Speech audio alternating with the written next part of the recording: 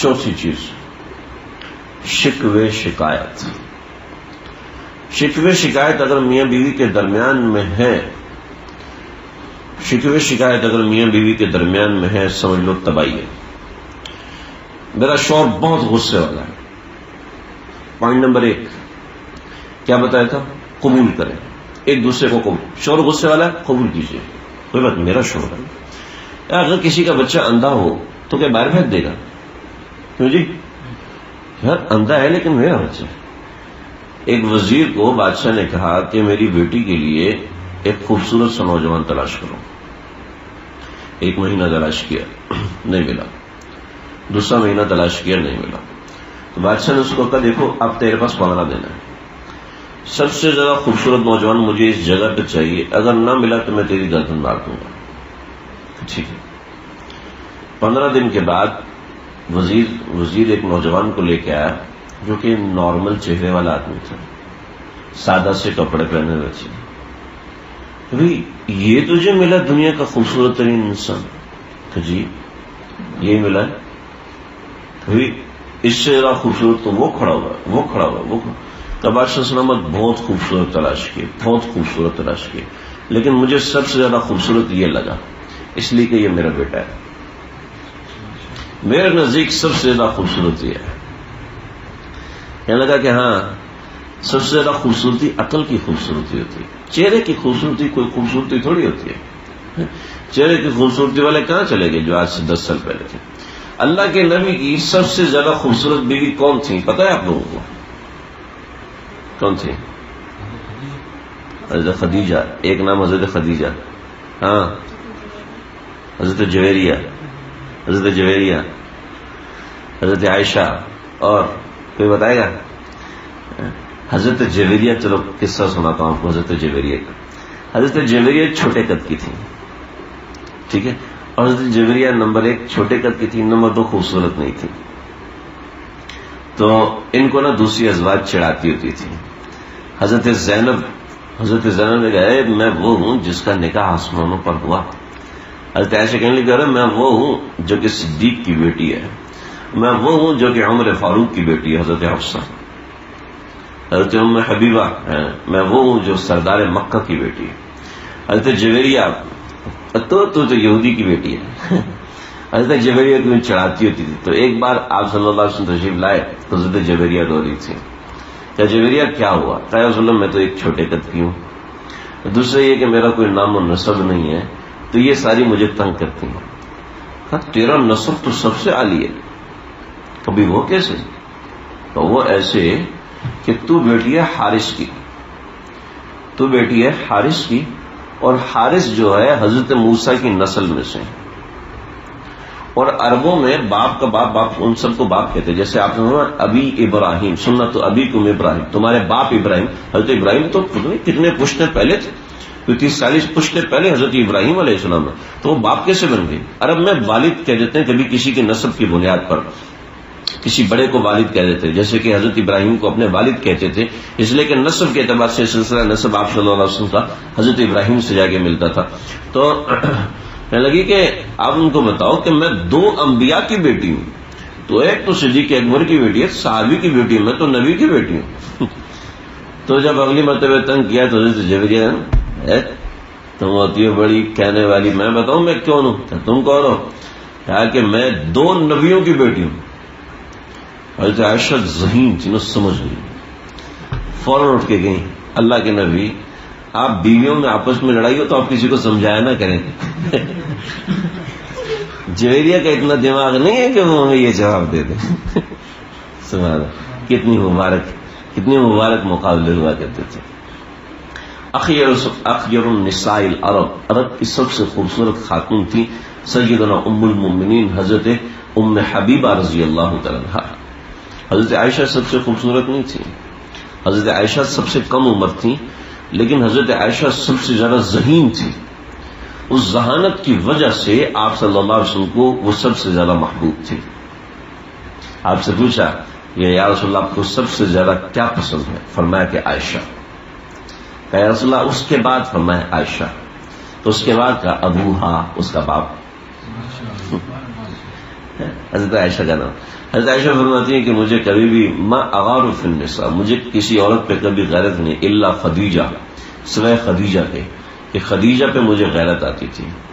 کیوں؟ اس لیے کہ اللہ کے نبی جب بھی کوئی موقع ہوتا تھا، خوشی کا موقع تھا، غمی کا موقع، خدیجہ کا ذکر ضرور کرتے تھے. اب ایک سوکن کے سامنے دوسری سوکن کا ذکر ہو تو اس کو تو ظاہر بڑا غصہ آئے گا.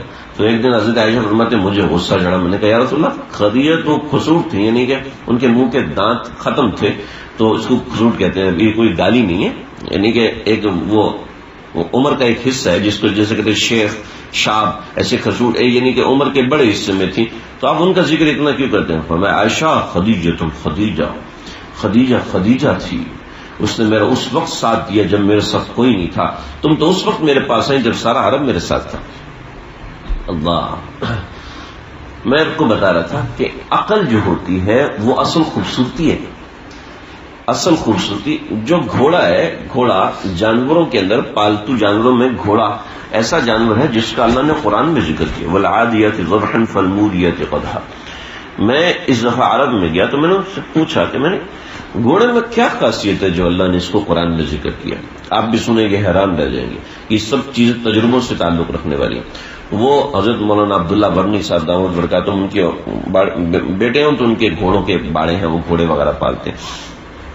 جو عربی گھوڑا ہے نا، عربی گھوڑا، اس میں ایک عجیب سی خاصیت ہے. وہ خاصیت یہ ہے کہ آپ جا رہے ہیں، چل رہے ہیں، آپ کے ذہن میں ہے کہ یار مجھے واپس جانا چاہیے، گھوڑا اسی وقت واپس مڑ جائے گا. آپ کے ذہن میں ہے دائیں مڑنا چاہیے، گھوڑا اسی وقت دائیں مڑ جائے گا. آپ کے ذہن میں ہے بائیں مڑنا چاہیے، گھوڑا آپ کے ذہن کے ساتھ اٹیچ ہو جاتا ہے. کہ جو لوگ پولو کھیلتے ہیں اور وہ گھوڑے کے انتخاب کے اندر بڑا خاص اہتمام کرتے ہیں کہ گھوڑے میں فہم کتنی ہے، گھوڑے میں فراست کتنی ہے. تو بیوی وہ ہوتی ہے، بیوی میں ضروری نہیں ہے کہ وہ بدصورت ہو اور یہ ہو اور عقل مند ہو، نہیں، بند سنور کے رہے، شوہر کے مزاج کے اعتبار سے، شوہر کی سوچ کے اعتبار سے، شوہر کے ذہن کے اعتبار سے تیار ہو کے رہے، اور پھر جو اس کا دماغ، اس کا جی چاہ رہا ہے اس کے مطابق کام کرے. دیکھیں، اگر آپ نے کسی سے دوستی لگانی ہے نا، اس کا طریقہ آپ کو بتاؤں. آپ نے اگر دوستی لگانی ہے تو وہ جو باتیں کرتے ہیں ویسی باتیں کرنا شروع کر دیں. وہ جس موضوع پہ بات کرتے ہیں اسی موضوع پہ بات کریں. وہ کہے گا یار میں نے لاہور کے بارے میں کچھ سنا ہے، وہ کہے یار چھوڑ یار، تو بتا کراچی کے کیا حالات ہیں. تو وہ آپ سے کبھی زیادہ لمبی بات کر نہیں سکتا. آپ نے جس سے دوستی لگانی ہے اس سے اس موضوع پہ بات کریں جس پہ وہ بات کرنا چاہ رہا ہے. اب بیوی شوہر کی ماتحت ہے یا شوہر بیوی کا ماتحت ہے؟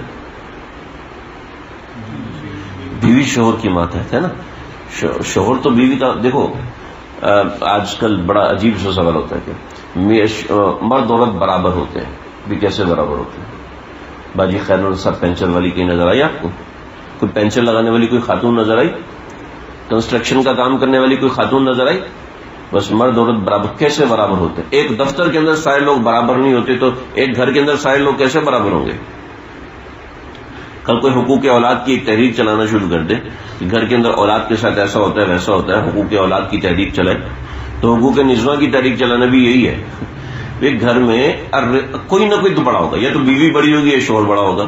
اگر آپ کہیں جی بیوی بڑی ہے تو شوہر کیوں بڑا نہیں ہوگا؟ کیا جواب ہے اس کا؟ اگر کہیں شوہر بڑا ہے تو اس کے پیچھے وجہ الرجال قوامون علی النساء، اللہ نے مرد کو حاکم بنایا. جب مرد کو حاکم بنایا تو حاکم کے کچھ اصول ہوتے ہیں. حاکم کو اگر منہ پہ کہتے تو جھوٹ بول رہا ہے، بس پھر دیکھو. اگرچہ شوہر جھوٹ بول رہا ہے، بیوی اس کو کہ تم جھوٹ بول رہے ہو، تو اس سے برداشت نہیں ہوگا چاہے کتنے برداشت والا ہو. بیوی شوہر کا موبائل پکڑ کے چیک کرنا شروع کر دے. اکثر گھروں میں جھگڑے، اکثر گھروں میں مسائل اس وجہ سے ہوئے کہ بیوی نے شوہر کا موبائل چیک کیا. موبائل چیک کرنے کے بعد کوئی رانگ میسج آیا ہوا تھا، یہ شوہر کوئی غلطی کر رہا تھا. آپ نے ایک مرد سے شادی کی یا فرشتے سے شادی کی؟ بھی کبھی مرد سے غلطی نہیں ہو سکتی، بالکل ہو سکتی ہے. اس کو ٹالریٹ کریں بجائے اس کے کہ آپ غلطیاں تلاش کریں. غلطیاں تلاش کرنے کے بجائے خوبیاں تلاش کریں. ایسی چیز چیک کر رہے ہیں، کمپیوٹر چیک کر رہے ہیں، موبائل چیک کر رہے ہیں. کتنے لوگوں کی طلاقیں اس وجہ سے ہوں. کئی ایسے لوگ رابطے میں آئے کئی ایسے لوگ رابطے میں آئے جن کے شوہر شراب پیتے تھے.